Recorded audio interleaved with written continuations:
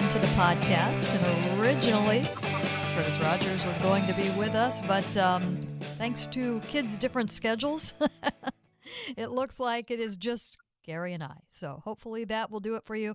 There's a lot to talk about, and I think people will look at this and, well, there haven't been moves. Well, I think there's a lot to get into on why there haven't been moves and what we could expect. And I think Gary brings in kind of a different perspective, both locally and globally in baseball, and what we are seeing in this offseason. But first off, Gary, what the heck do you do in an offseason? And as I look at you, I'm even more intrigued because you're completely bundled up and you've got these wonderful baseball photographs behind you. Yeah, This is truly your off-season cave? It's the off-season office. I feature the Roberto Clemente picture behind me. As you know, we saw the image in the Clemente Museum in Pittsburgh. So I love the imagery, all the different pictures from that museum. So I ordered one from the museum, and it hangs behind me, That is along with wonderful. Satchel Paige and an original Ken Griffey Jr. Henry Cotto picture from the Kingdom. That is not Senior out there. That is Cotto, who is that is also yeah. out there. Yeah, I am bundled up because our furnace went out. So we're on day 4 without heat, and we were trying to get it all figured out today. Haven't yet. So I look like I'm outside, but I'm inside talking to you. Desperately seeking a hot stove like everybody else is right now. Yeah, as it turns out, I would have been terrible on the frontier. Like, I need indoor heating. That's the thing. So that's what I've learned about myself. Yes. We went through that a few years ago with a windstorm, and I am a big fan of indoor heating. There's baseball talk with or without stove, with or without heat. So we'll just see if we can manage. And I can't tell you to turn up the heat or throw another log on the fire because you are in your office, which I'm sure is the coldest room in the house. It is. It's so cool. But it's worth it. Talking baseball with you is worth it. So it's fine. There we I'll go. make it. I'm sure I'll make it. Channel your inner broadcaster from April. When we come back from Arizona, we get up in that booth, which is the coldest spot in the entire stadium, and off we go. So you have the gear. You have the portable heater, I'm sure, at least one. Or you steal Rick's. He's got like 5. The only difference in the booth, and this is a great trick that I learned a few years ago, heated seat warmer. Mm-hmm. That's the key to the April days in the booth. Heated seat. Well, I love how you did not share that with the back row. I remember being like, it was probably June when I was down in the front row. I'm like, what is this? You have it? Aaron has it? Nobody else. You didn't share on that one. Yeah. It changes my whole life. It's everything. Because it is very cold early in the season. It is. It is. And we'll be ready for it this year. We are seasoned veterans. We know how to deal with it. And I think the big question is what are we going to be looking at as a team? And in a lot of ways, I mean, personnel-wise, it's going to be very similar to what we closed out last season with. Yeah, it's going to look similar with a couple of big differences, obviously. Teoscar Hernandez, which is going to be a huge bat in the middle. I love that move. Colton Wong, of course, at second base as well, which should be a big upgrade. And I don't think they're done at this point. We'll see what else happens along the way, but there's certainly room to make some moves as well. But all in all, it's going to be we talked about it going into this offseason, like the pitching staff in general was always going to remain basically the same, and it has with the rotation coming in and the bullpen as well. So it's going to look a lot like it looked last year. So we'll see what else happens before the season, though. I'm sure I know you're in your cave there, but you probably are very aware that there's kind of been a very vocal section of the fan base that has been surprised and kind of displeased that they didn't go after one of the big names that was out there. And, it's funny. One of the things there are a few things that I keep coming back to on that. And Jerry DiPoto's been very upfront. It has to be a good fit. And just kind of some intrigue into the reasons why. I think if you take it back a year, I think they were very much in on the big names. The Marcus Semien, they desperately wanted to be in, and there was pushback on the other side. That turned out Scott Boras had other plans along those lines. But you knew that they could kind of swim in that pool. This year, when you looked at the shortstops, some would say there's a need. The organization says not as much, and J.P. Crawford is their shortstop, which I think is worth exploring. I mean, they met commitment a year ago. They know who J.P. Crawford is, and I think that they are very much at peace with who he is if he is at his best, that you don't need to have the best hitting shortstop, the biggest slugger at shortstop, that they like his defense. They like that he was taking steps forward, and they made the commitment to him moving forward that he is what they needed there. There's never been any kind of hurry to if to move on from that. And Dipoto reiterated that he didn't that wasn't 100%. The door was open slightly, but J.P. Crawford is the shortstop. And the thing that got me, and I think it got a lot of people, is that you do look at the middle infield and you know that the farm, that is not an area of strength. It's an area of great weakness. There's not much. There's nothing close in the middle infield. So why not go after one of those big players? Big players have a lot to say about it. And there's a lot that goes into it. But the thing that kind of jumped out at me is a year ago when we were in the off season, we were hearing a lot more. We had more concrete, be it internal sources, be it external sources. The Mariners are really in on some of these. This year, I never heard that. I think it was more, well, they do like Trey Turner, but who doesn't like Trey Turner? Anything as concrete. So there are times when I wonder that, did the media, and I am part of that, or were we partly to blame for that expectation right there? Because it wasn't the same at all. I don't think they were ever truly very much in. They liked some of these players, but where it was going, it wasn't the same as last year. And they've made some big commitments since then, too, I should go ahead and point out. Yeah, and I think you're right on that. It's really interesting. And you started this conversation talking about the portion of the fan base that is frustrated with that. And, and I don't blame fans for that. In fact, I think what the Mariners did last year, that they've raised expectations, which I think is a great thing. And so if fans are frustrated, I think it comes from passion, which is fine. I mean, we may disagree and think the Mariners should go about things differently, but that's fine. But it comes from passion. So I think that's a good thing. I think they probably had a feel for where the market was going. And I think the market for players went in places they didn't want to go. And it's interesting, I think, kind of peeling back and looking at this thing big picture, it's interesting to see what teams are doing, because we're at a spot right now where teams are building their teams very differently than one another. And just a few examples, like the Mets, obviously, I mean, it is all free agents. In Philadelphia, they built their core through free agency. Texas, they have been building their team through free agency. We saw the Angels the last number of years around Trout trying to do it through free agency.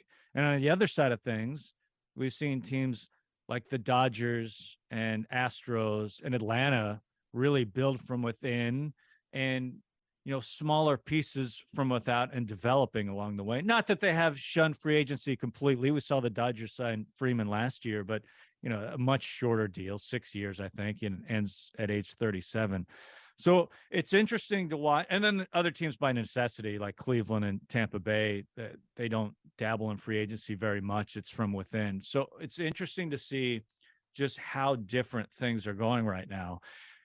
And I've always believed that you can't build a consistent winner through just free agency. Not that free agency is a bad thing. I think it's a great tool to fill spots, but I think it's really hard to build a winner through free agency. Philadelphia almost did it last year, winning a title with a free agency core.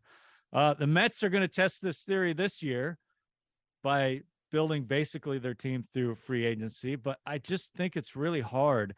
And the way I view it right now, I think the most important thing you can do in baseball is develop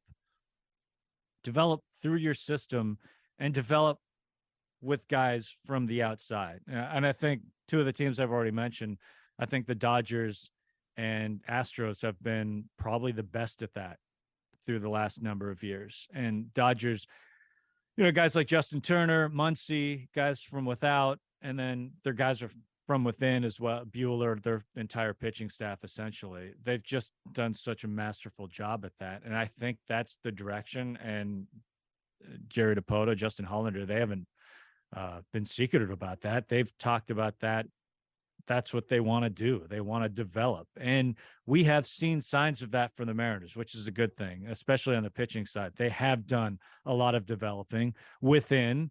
We saw young pitchers last year, Gilbert being one, George Kirby being another, but also guys from the outside. Most of their bullpen, Paul Sewald is probably the number one example of that sort of thing. So it's interesting to see where this is all going with the Mariners and what kind of path they're going down and who they're mimicking and what we've seen the last few years. It feels like it's kind of shifted a little bit who they're mimicking, and I think some of the things are kind of going out on their own on too. But from the Agreed. start of the step back, I think it was one thing, although Houston has always kind of been in the sights there, and now it's a little bit different in what they are looking for or trying Yeah. to mimic.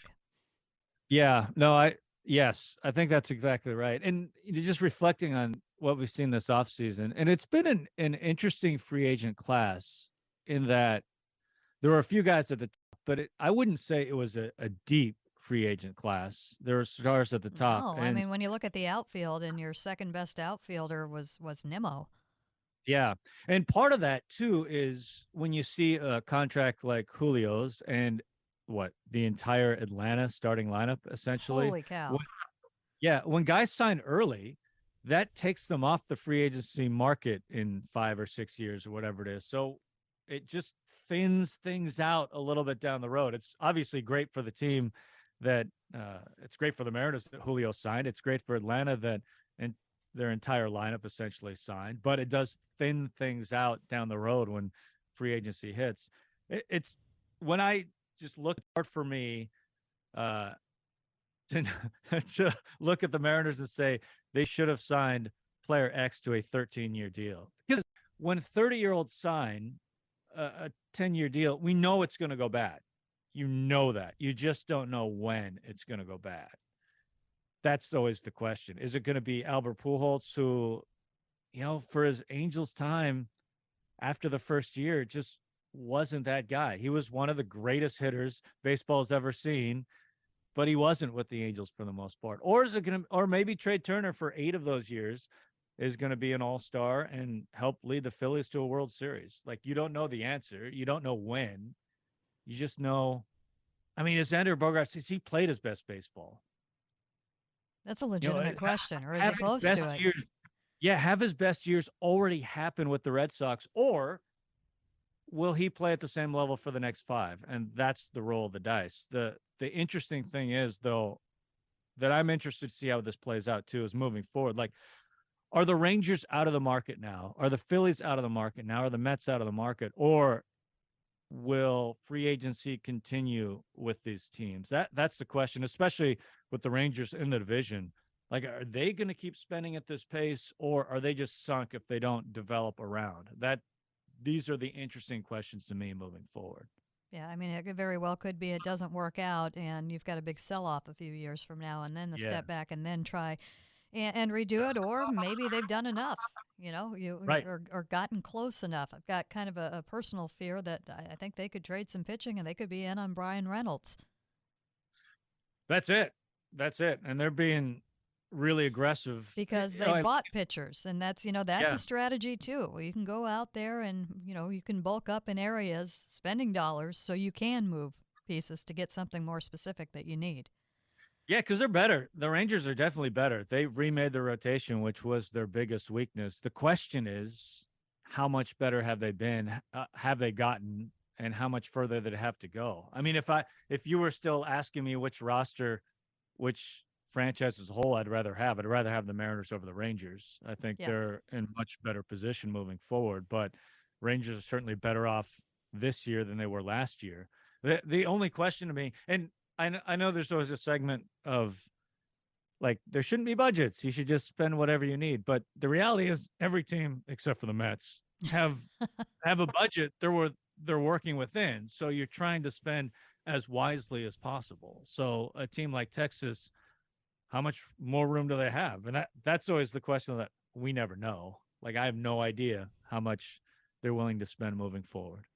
I want to get a little bit more into the strategy and kind of the changes that we've seen as far as the market goes, both free agent and trades. But I do want to hit on something here, and that kind of playing off what you're saying.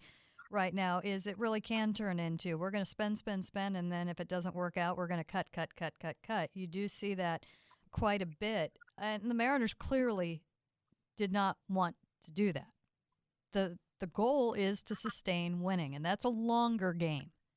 That is not something that gets usually fixed in 3 years. And that's the thing that I think that sometimes I don't know that the Mariners get enough credit for how quickly they turn this around. You've got to throw 2020 out. You had a 2-month season and no minors. You got to throw that out. And maybe they didn't get there the way that they thought they would, but within 2 years of breaking down, you had back-to-back 90-win seasons. Not many teams do that. That does not happen very often. It usually takes a lot longer. Sometimes it doesn't happen. So along those lines, I think that perhaps they think they are very much on the right track in what they are doing and that the patience is part of it. I don't recall anyone saying that we want to return to the playoffs and win the World Series in the second year that we are back. You don't know. It's very hard to win a World Series. And I do understand that you get that close and, we just need a little bit more, go for it. But how does that speak to the bigger picture in the sustaining winning, which is the ultimate goal? It's not just get there, it's not just win one, it's continue to do that. And that's system-wide. That's not just the big league team and the big league budget. That is system-wide. And I don't think there's enough credit for how quickly the Mariners got to the point where they're at right now. I think a little of that is taken for granted because I remember going in, we were talking 5-year plans usually at that time. 7-year plans is what got you there without any kind of guarantee in that. And they've moved quickly through this. They really did. And last year, like, it should not get lost what happened last year just in terms of the development season. The kind of year that Julio had, of course, was the rookie of the year. But to have Gilbert and Kirby come up and be so good right out of the gates, and of course Cal Raleigh, everything that he did as well. Those are a lot of big internal wins for the Mariners developmental wise. I mean, huge wins. It's hard to, as we've seen, I mean, forever it was like Kyle Seager internally, right? That was developed, that was a huge impact for the team. And then last year, the Mariners have 4 guys, right, in one season that had monster impacts. And that doesn't even count, the Matt Brashes of the world and other guys like that who came through the system and certainly contributed. But just those kind of huge impacts they're getting from young guys. And it's why I say development is the biggest key right now for teams. And it's what the Mariners are trying to do. It's not just developing the guys that are playing for you and your core. It's also developing the guys you're trading away to get other pieces you need. See Luis Castillo. This way, it does put pressure on you as an organization. Like, you have to keep it going. You have to keep developing. You have to keep churning them out. That's the thing. You can't hit a spell where you're not developing guys anymore. If you're relying on it, you're relying on your systems. That's what you have to keep doing. And so far, so good for the Mariners. It's been really great to see. And it's not just the headliners, which is nice. You want the Julios of the world, but it's the guys like Penn Murphy as well, right? The low draft pick, never a headliner in the system, yet comes up last year and at times was the most important guy in your bullpen when the bullpen is really struggling. So it's not just the headliners, it's the other guys like that to fill out the roster and contribute. And what you're talking about there, Cal Raleigh aside, some others aside, is mostly the pitching. What's it going to take to do that with the hitting? Yeah, so I've thought about this a lot too. And part of me wonders, and I think we've had this conversation before as well. And I wonder, is pitching at this point easier to develop? Not that pitching is easy to develop, because I think, at one point, the Mariners, Tigers, and Royals were looked at really in a really similar light in terms of what they had in the system and kind of the high profile pitching and that sort of thing. And we've seen the direction that the Mariners have gone and the Tigers and Royals have gone. And part of it were injuries for those teams, and part of it were just players being ineffective. So I'm not taking the developing pitching for granted because I don't think it's easy. But I think the Mariners have really found their niche and what they're trying to do, and they're doing it well. And sometimes I wonder if hitting is just harder to develop. But that's going to be a real key for the Mariners moving forward, because we talk about free agency and filling holes in free agency, and you alluded to it as well. Like, I'm not sure middle infield what they have soon. Like, what player in the system, position player wise, will be a starter for this team in the near future? And I don't know the answer to that. Is it going to be Harry Ford? I don't know. I don't know who that is. So they do have some questions to answer in the system when it comes to position players. I think you feel great about what they're doing pitching wise. And there's some young pitching I know they're really excited about. Dollard and Miller, just to name a couple of, Hancock as well, that I think they feel like are pretty close. The question is position player wise. And if you're not going to fill those spots with free agency, okay, and from within or from trade. So you're going to have to fill it one way or another. And they're fine for this year with Wong in the middle, of course, but then he's a free agent. So we'll see what develops there. But that's kind of some of the angst there. They're not, it's second right. base turned into left field. Yeah, right. That's right. I mean, part of me is like, next year's year, and Wong really helps this year and is great fit this year. But, those are questions they're trying to answer for themselves as well. So what do you make of, and this is kind of a nervous conversation because if it's a trend, it's not good for the Mariners, but, draft, develop, trade, and extend. There's the extra on that.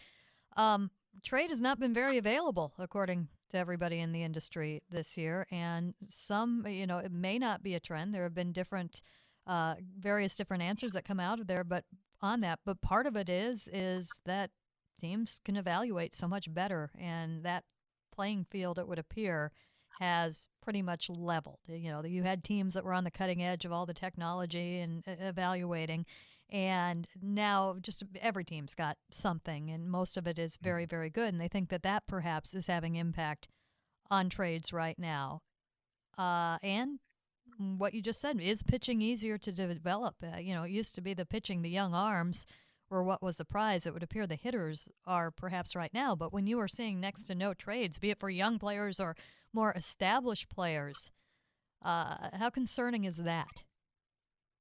I just think in general, it's harder to find offense right now. I mean, I think that's part of it. It's we've talked about this world of baseball where, the pure stuff that we're seeing pitching wise, and it's a whole staff now. You just look at the Mariners staff, the pure stuff is ridiculous. It's 1 through 13. It's wild, the kind of stuff that we're seeing. So I just think it's harder to find offense, whether it's trade or free agency. I mean, there's a reason why we're seeing the contracts we are with the free agents available, with our free agents were available. I think it's interesting. I do wonder if the Mariners feel like they found a niche in, Teoscar Hernandez and Colton Wong. The thing that they have in common is they're on the last year of their deal.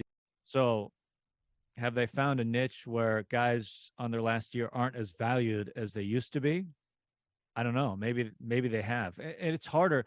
The Bryan Reynolds is the name that keeps coming up, right? Mm-hmm. But he's not going to come cheap because he's 3 years remaining, and he's a premium bat. He's really productive, and those guys are really hard to find.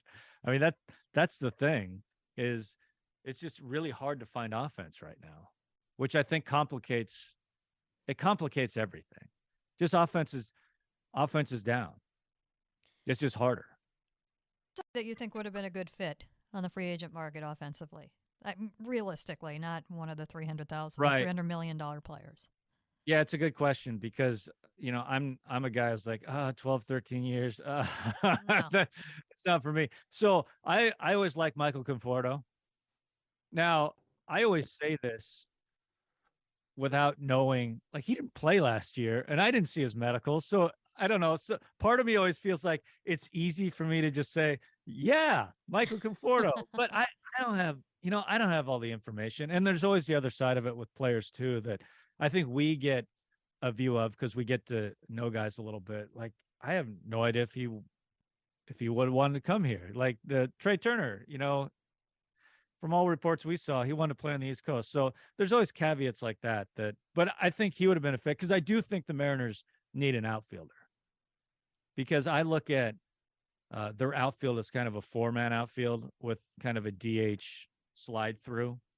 So I kind of look at them needing another outfield bat. Okay. What if I was on that train forever and I'm off of it now? I think they need a DH. And I think that as long as you have Moore and Haggerty and you've got Marlowe ready to go, I don't know that you need somebody to rotate. I think you need somebody that's going to be in that order. Yeah, I I mean, mean, if you because assuming that you're fourth and going into the offseason, we thought it was going to be an interchangeable type fourth outfielder, like a substantial bat fourth out, not a fourth outfielder, but another player to right. to rotate through. I don't know that we see that, and I don't want a fourth outfielder per se. I would rather have a DH. I don't think they need because the argument has always been they like giving guys rest. I'll go ahead and say Right. this. They didn't really do that much last. They did it, No. and they need to this year, and they've acknowledged that. But until you get into the season and the feeder to the fire, that is a tough thing to do.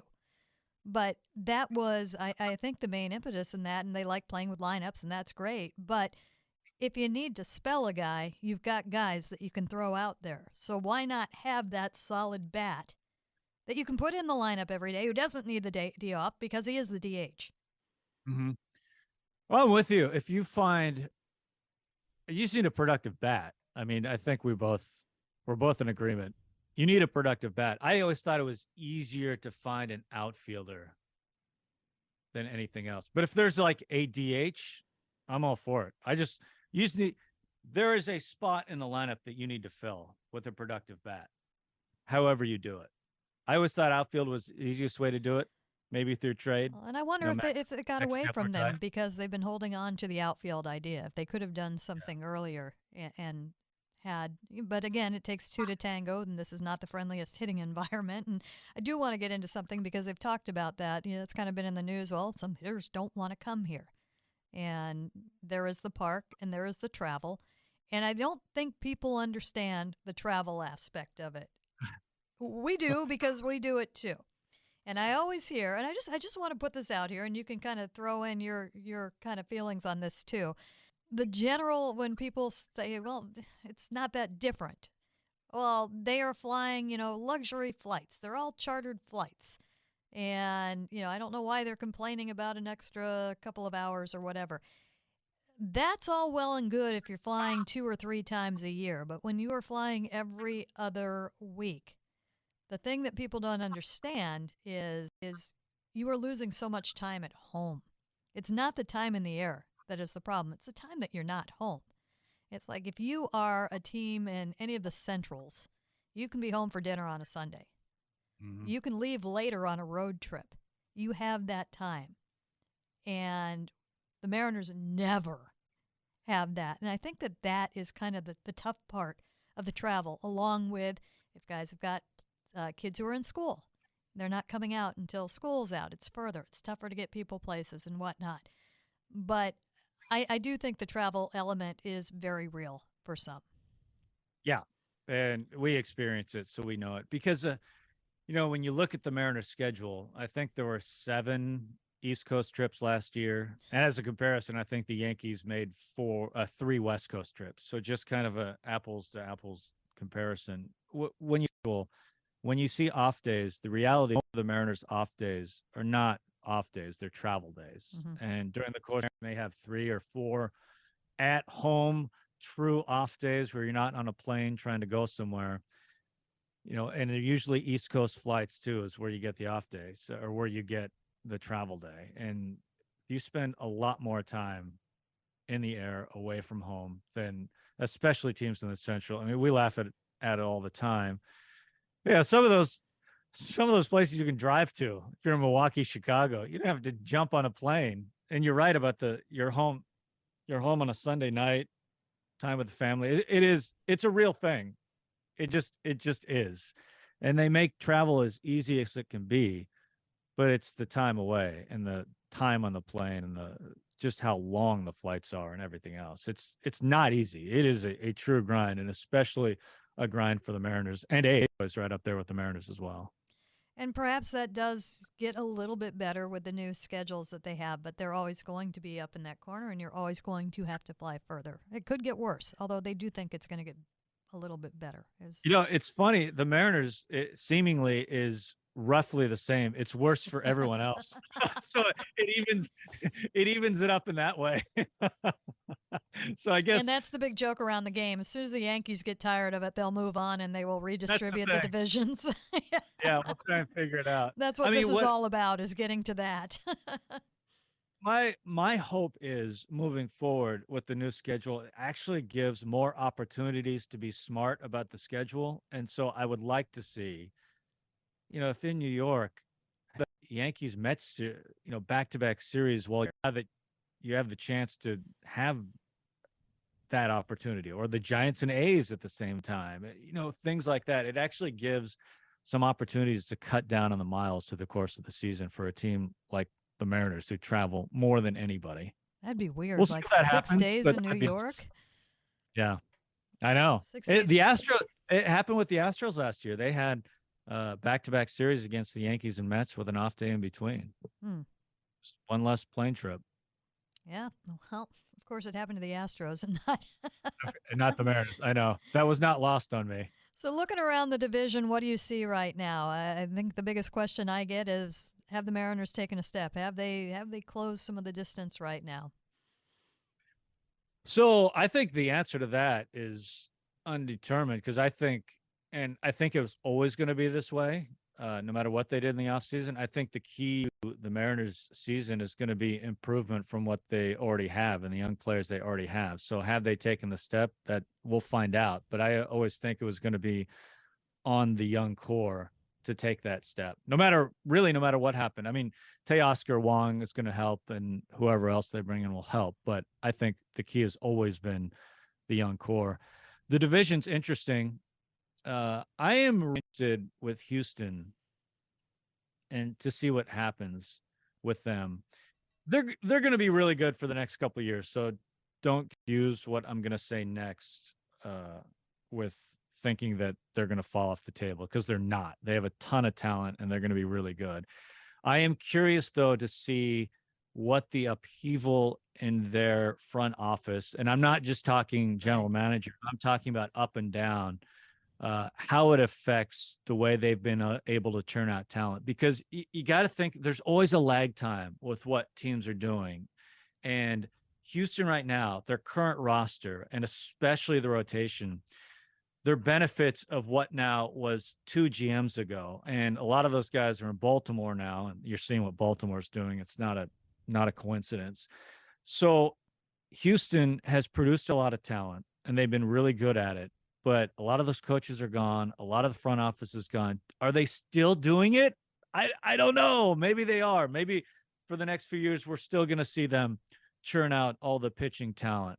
But I'm not 100% sure, just because all of those people are not in place anymore. Maybe those systems still are, and they're still able to be as good as they've been. Now, that's not going to help anyone next year, because they're going to be really good. No Verlander, but the rotation is so deep without him. And what Houston has done so well is Correa walked away, Springer walked away, but they've plugged in Alvarez and Tucker right into those spots. And so offensively, they're going to be just as good, or just about. Pitching wise, they should be just as good. Bullpens can fluctuate, so we'll see how that shakes out. But I mean, I still expect them to be, going into the season, the favorites in the division. And we'll see how much the Mariners are able to close the gap.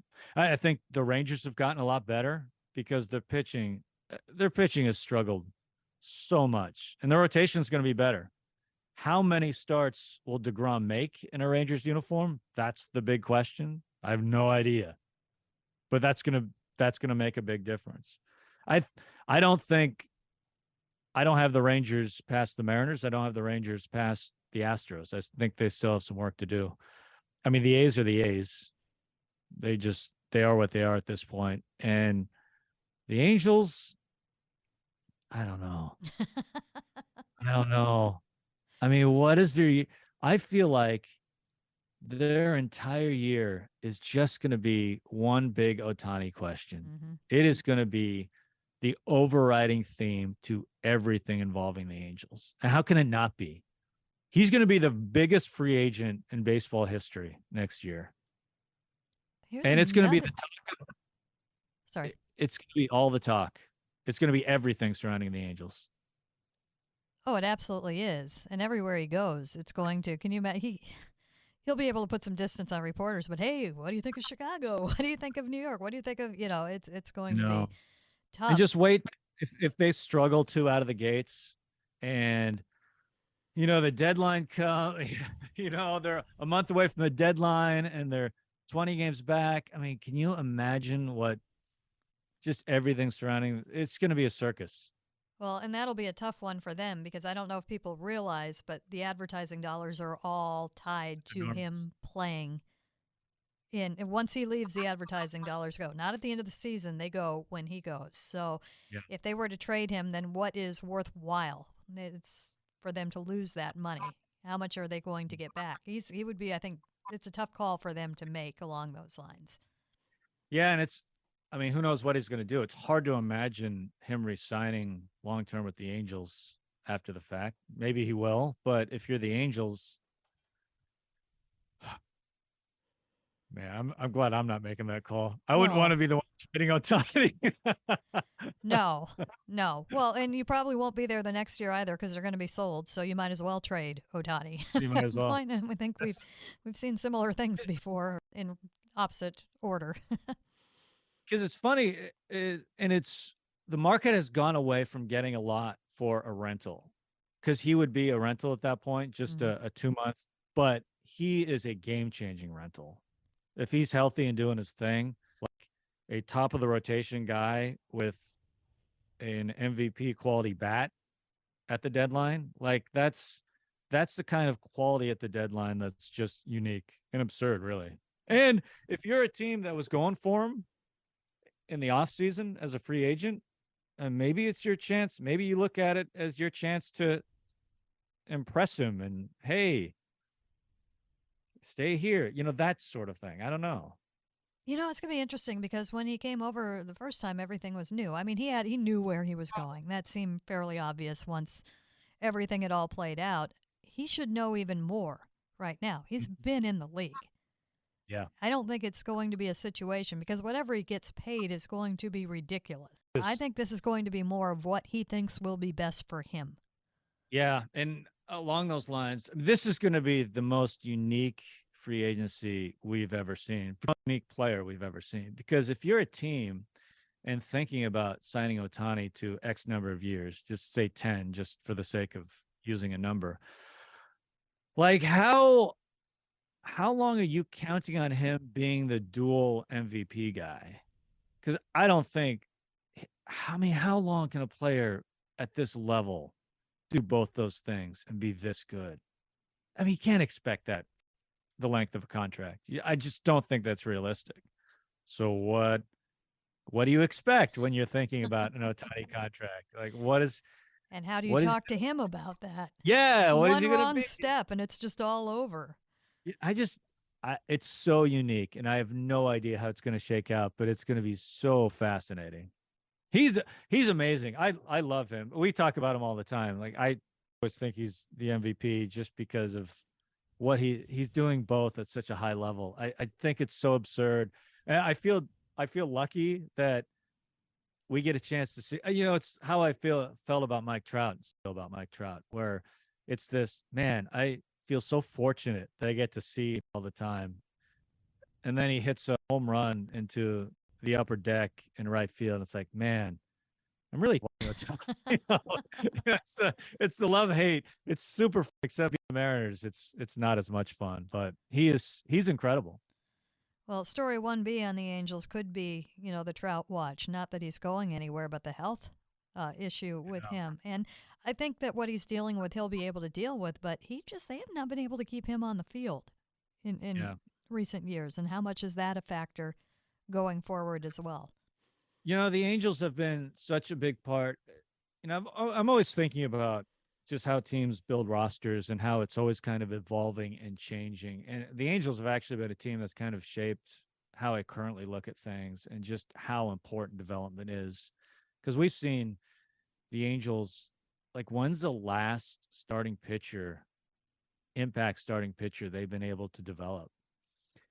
And I'm not saying anything that people haven't said before, but just watching Mike Trout and the star he's been for all these years, and just they have not been able to surround him. And they've tried. I mean, they've spent money doing it, but you look at the players they've developed the past decade he's been there, and it's a pretty short list.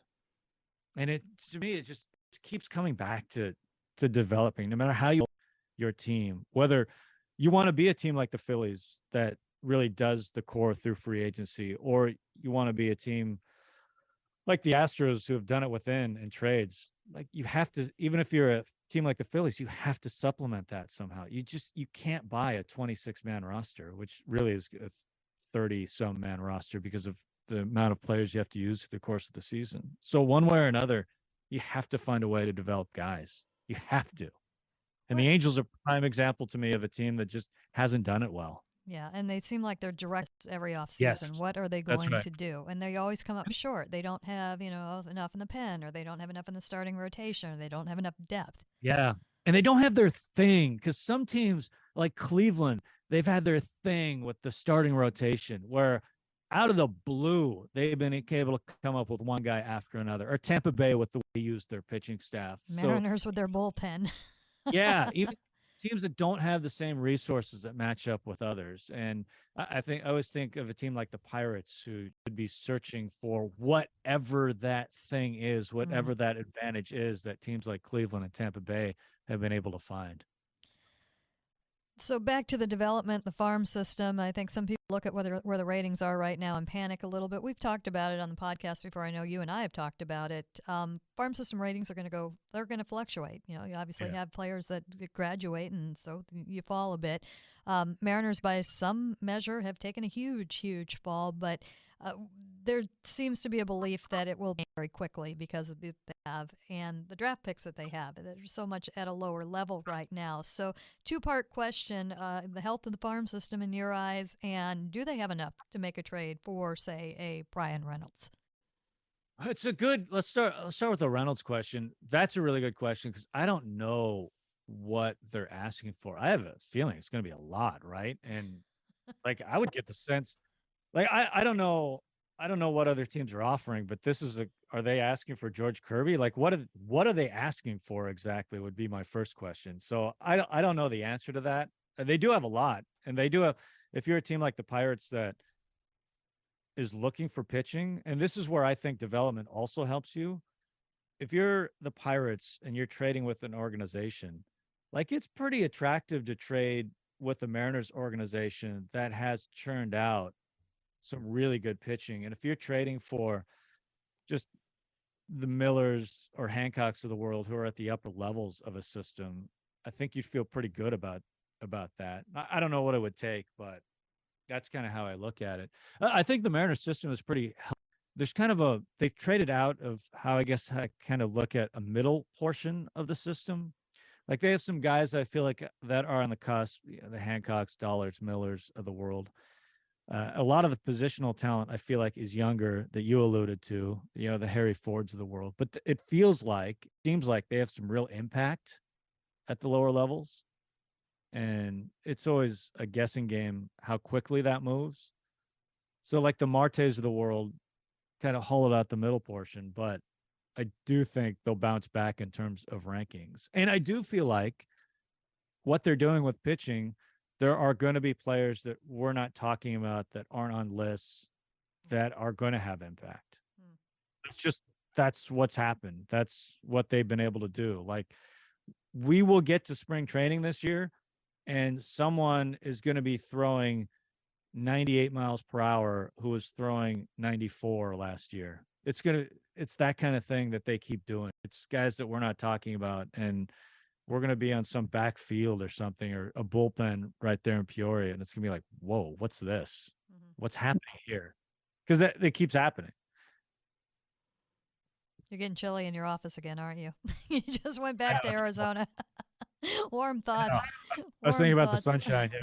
Yeah, there's not a lot of furnace worries in PR No, there as it really turns aren't. out. Just heating the pool. That's about the only thing that you have to worry about down there. You know, Yeah. one other thing I was thinking about, just off topic, because you mentioned J.P. Crawford. I was kind of thinking about one of the keys for next year for me.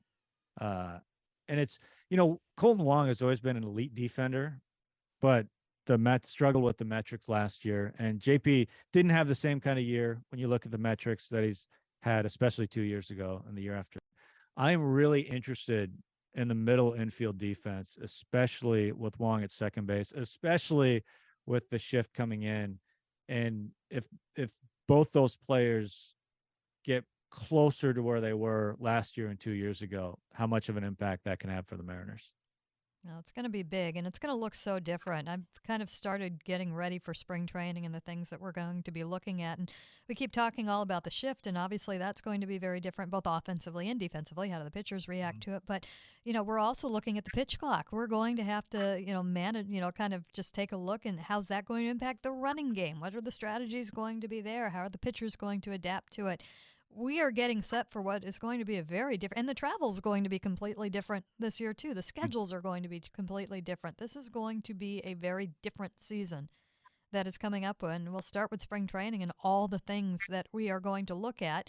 It's not going to be a lot of new players, but there are going to be so many different, just how are they going to manage this, and how is that going to impact the game, and who's it going to impact the most? Will be very, very interesting in what is Uh, coming up.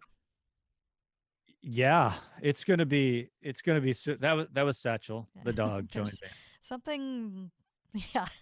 Looks like there's a bear behind you right now. Yeah. Satchel's fine. Satchel's very furry, so Satchel's dealing with the furnace outage much better than most of us. Well, Satchel's Yeah, very smart.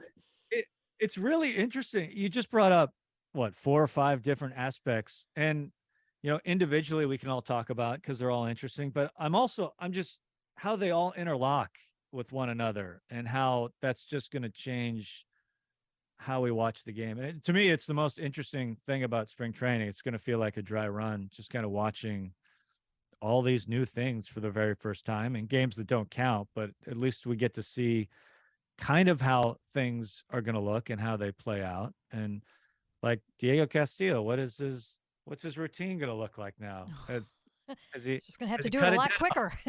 Yeah, is it just same thing, just faster? Just like a frenzy, or are we cutting a couple things out? I mean, I do love the routine, so I'd like to see it more quickly. I am really curious to see how it all plays out. Um, the shift thing is really interesting to me. Like I have read everything I've read about it is just wildly. No one really knows, and I've read things where it's going to be a massive impact and add like Yeah. runs, and then I've seen that it's going to have minimal. I always felt like it was more on the minimal end because it's going to feel like when a guy hits a rocket up the middle and the shortstop is still standing behind second base. It's why I always feel like it's not really a shift ban. To me, it feels like a shift modification, really, Right. because there's still going to be times where it feels like a shift. But I do think that left-handed Yeah. pull hitters, it's going to make a difference. Yeah. No more rover. It's Oh, just well, you going to have could one have hit. the rover. It just can't be the infielder at that point. I thought about that too. Uh, I think for a guy like Joey Gallo, for example, bringing the left fielder over and plugging that spot is realistic. But I do think, this sounds dumb because, you're just going from left field to, theoretically, if you were taking your left fielder and putting them in the rover spot where the second baseman used to stand, that's not that far. But if you're a team and looking at sending a guy back and forth with a pitch clock, so it's not like before where a pitcher could like step off and wait Yeah. for the outfield to get back and forth. Like you'd be asking your left fielder to not sprint, but do a pretty good jog back and forth. And in the era where we're measuring health and measuring how much we're putting on players in terms of what they're doing during the game, like, are we asking a left fielder to go like run 2 miles during the course of a game in that spot. So I can see it on occasion, but not in practice often. Well, it's one more reason you need young Jared Kelnick to take that step forward. He can handle Yeah. that.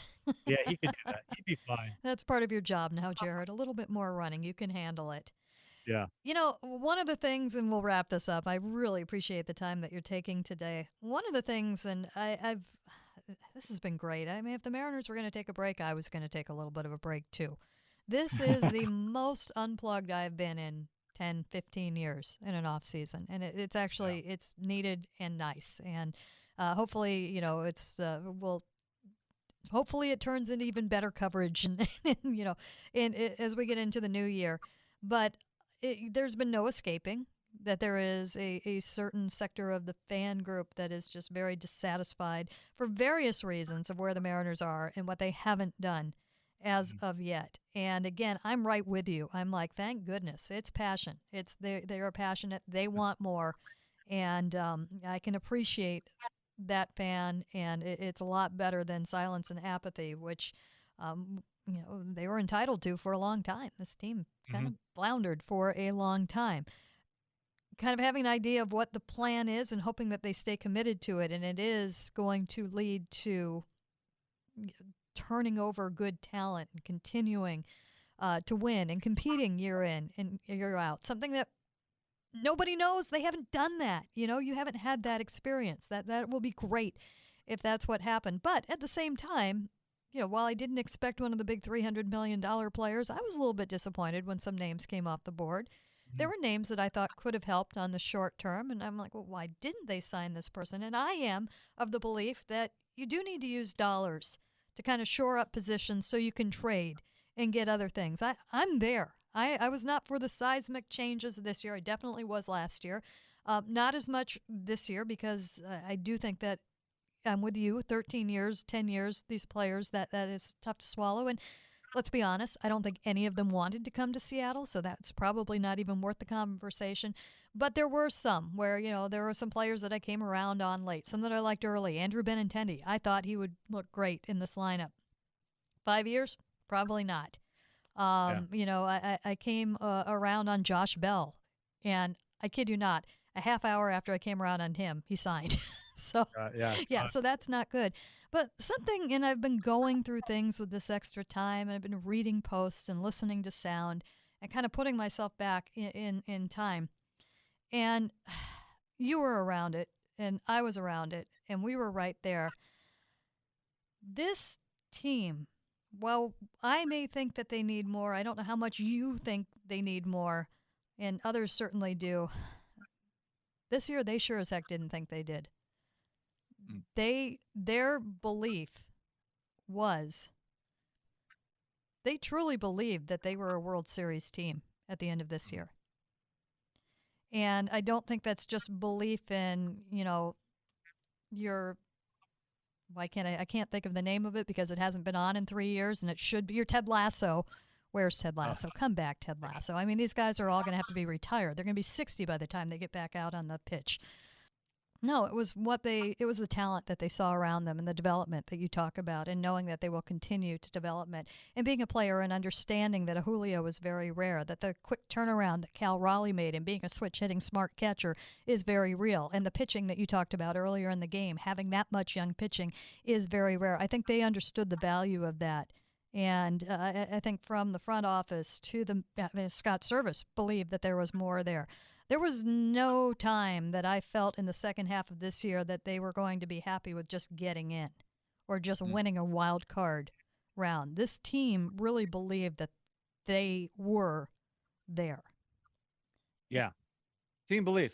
Yeah, we saw that. I think we'll see it again coming into spring training because you mentioned it's the core is back. I mean, the core is coming back.